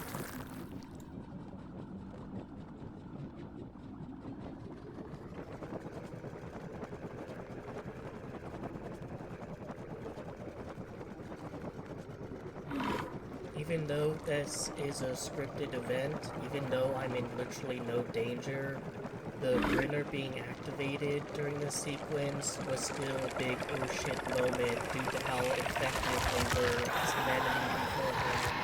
But yep, fuck you guys. I hope I don't have to put up with you shitters again. And by the time I landed here, I was like, alright, can this please be a last film? Can they please just, like, make up or, you know, get back together or apologize, and I don't have to deal with these fucking Grinners ever again, please.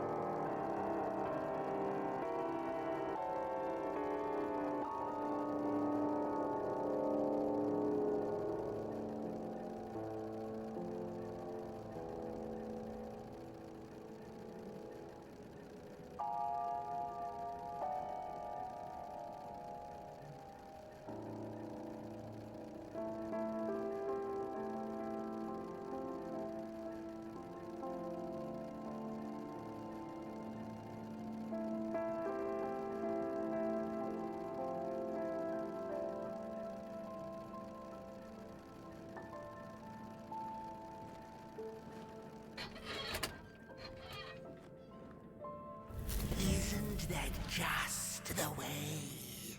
The father hoped the daughter would fill his heart with fire, failing to see that she needed a fire of her own. His princess danced away, and he stayed behind, cemented in his ancient groove. The heart is a bottomless pit, never sated, always craving for more.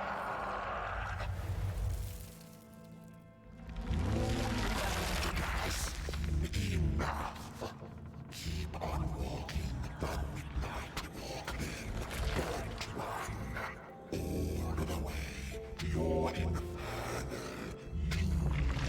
She will be there to gobble up the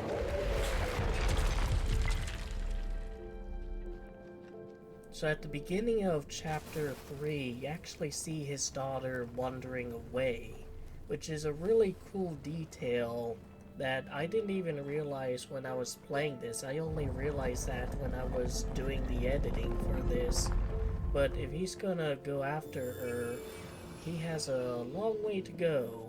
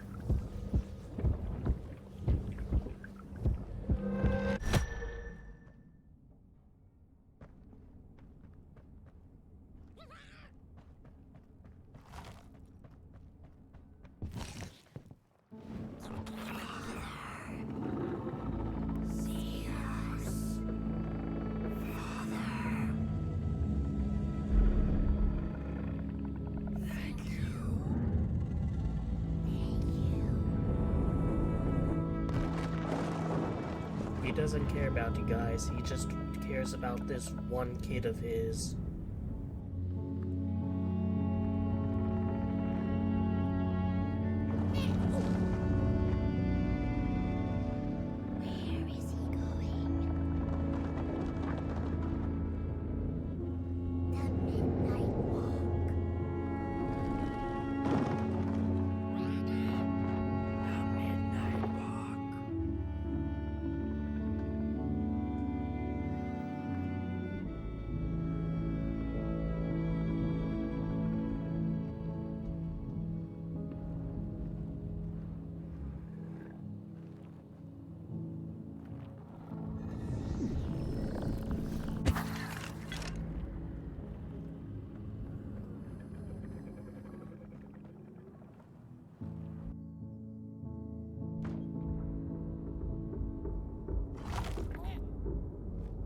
And so I finally get to go inside Halsey again, and this time it is not a huge fake out leading into the next chapter. This time it is an actual bit of reprieve from the midnight walk. And I look and see the portrait of him. Actually up there was a Grinner mask. I didn't realize that when I was playing, but I'm looking around and yep, there's a Grinner portrait there. And I'm wondering what other horrors I'm going to have to face. Now I did show off some portraits and stuff, some of the collectibles at the end here, but since there's a Grinner. But since audio was fucked and didn't record, I think I'll do that in the next video. So that will be the end of this video. I hope you enjoyed the video, that I gave you something to think about and otherwise entertained you. Take care.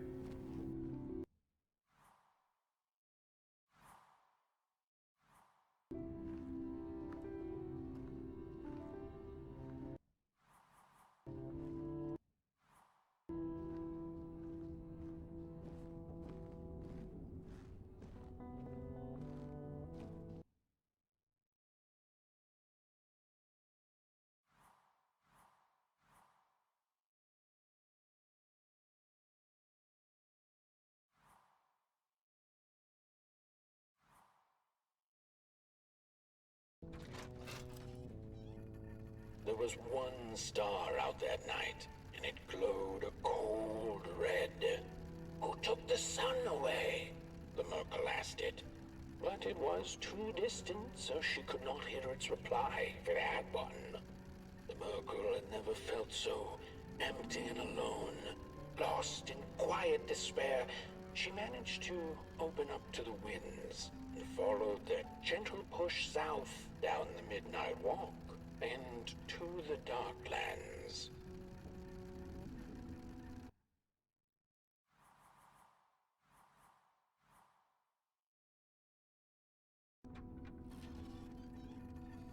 After a long while of following oversized snail-like tracks in the mud, trudging deeper and deeper into the mushroom-ridden swamps, the Merkel heard a harrowing howl. Up on a hill stood a looming figure, dark and still in the quiet of the night. Lo and behold, the Mulgrim, she thought to herself in slack-jawed awe. She greeted the creature with a quivering voice and, unable to restrain herself, asked, "Do you know who took the sun away?"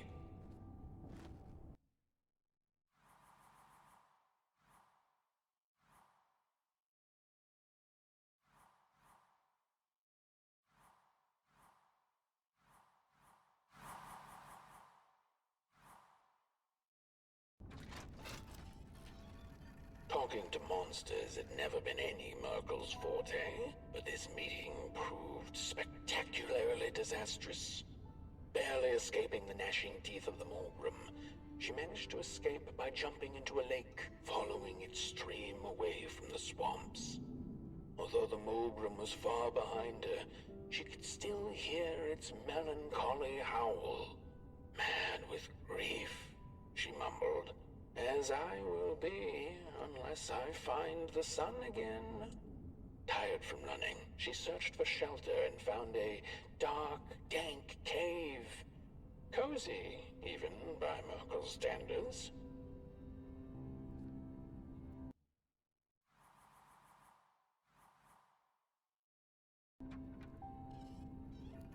Talking to monsters had never been any Merkel's forte.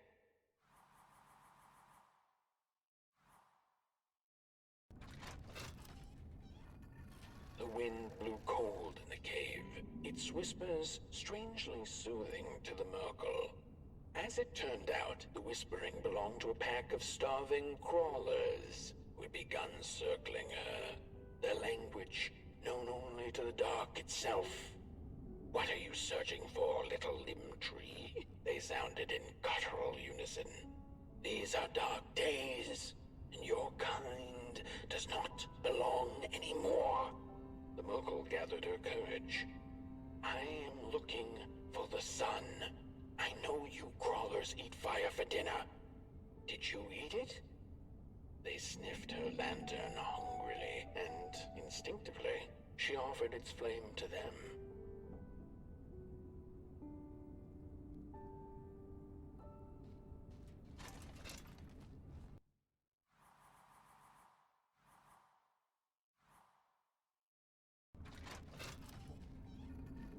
The crawlers cackled like mad chickens.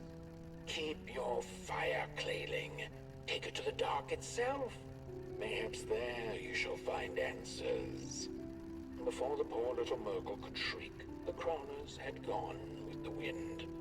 Knowing not where to find the dark itself, everything looked pretty dark to her. The Merkle found her way back on the road, further away from home than she had ever been. The hills were looking stranger by the hour. The rocks upon them seemed to move.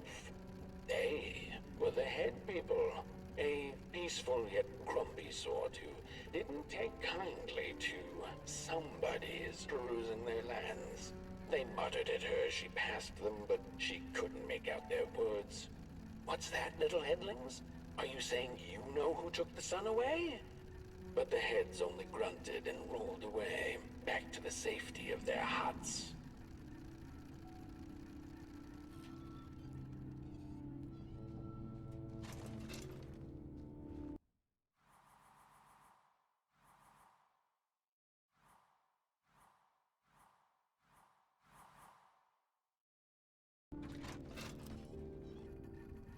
Before she knew it, the little Merkle, lost and tired, came to stand before the dark itself, with a burning question clenched in her fist.